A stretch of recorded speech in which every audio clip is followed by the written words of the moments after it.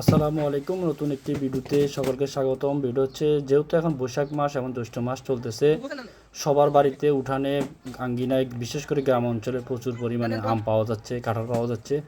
যদিও আমাদের বাড়িতে আমরা কেউই থাকি না, শুধু আমার আব্বা আম্মা থাকে। আমাদের আলহামদুলিল্লাহ আমাদের বাড়িতে প্রচুর পরিমাণে এখনও পর্যন্ত গাছ আছে, যেটা সচরাচর এখনও পর্যন্ত বিভিন্ন গ্রামে বিভিন্ন এখনও দেখা যায় না। বড় বড় গাছ এখন নেই, সব ছোট ছোট গাছ। এমন অনেক বাড়ি আছে এখন আম গাছে নেই। আমাদের বাড়িতে আলহামদুলিল্লাহ এখনও 14 থেকে 15টা আম গাছ আছে। প্রতিটা গাছে আলহামদুলিল্লাহ এই বছর এত পরিমাণ আল্লাহ রহমত এবং বরকত দিয়েছে, যা বলার মতো না। আলহামদুলিল্লাহ আমি যখন ছোট ছিলাম তখন থেকে দেখতাম যে আমাদের আম গাছের পাড়া প্রতিবেশী থেকে শুরু করে আমাদের গ্রামের মানুষ প্রত্যেকজনে খেত। আমার দাদা এমনকি আমার মা কখনো কাউকে কিছু বলতো না। এখন কি সেই ধারাবাহিকতা আমরা এখনও পর্যন্ত কাউকে কিছু বলি না। যেহেতু অনেকে ইচ্ছা করে আমাদের এখানে বাড়িতে এসে নিজে নিজে আম পেড়ে খায়, আমরা কখনো কাউকে বলি না। ইনশাআল্লাহ গতকাল আমি এবং আমার বন্ধু ইউসুফ যেহেতু বিদেশ থেকে আসছে অনেক দিন পরে, তারপরে খোরশেদসহ আমরা চিন্তা করলাম যে আম পাড়া যায়, যেহেতু আমের সিজন।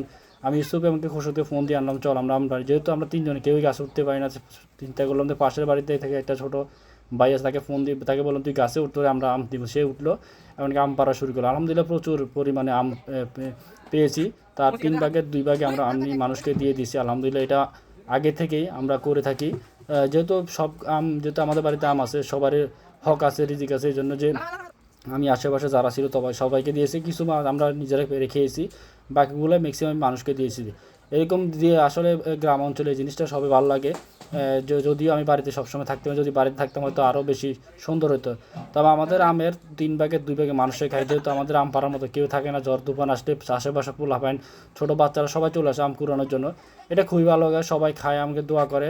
যেটা আগে থেকে আমার দাদার থেকে শুরু করে আমার মা এমনকি আমরা পর্যন্ত এখনও পর্যন্ত নীতিতে চলেছে, আমরা কাউকে কখনো এগুলো নিয়ে না করি না। আলহামদুলিল্লাহ আমাদের জন্য সবসময় দোয়া করবেন, যাতে আমরা মানুষকে এভাবে সেবা দিতে পারি, কি মানুষকে দান সৎকার করতে পারি। সবাই ভালো থাকবেন আমাদের জন্য। আল্লাহ হাফেজ। আর যারা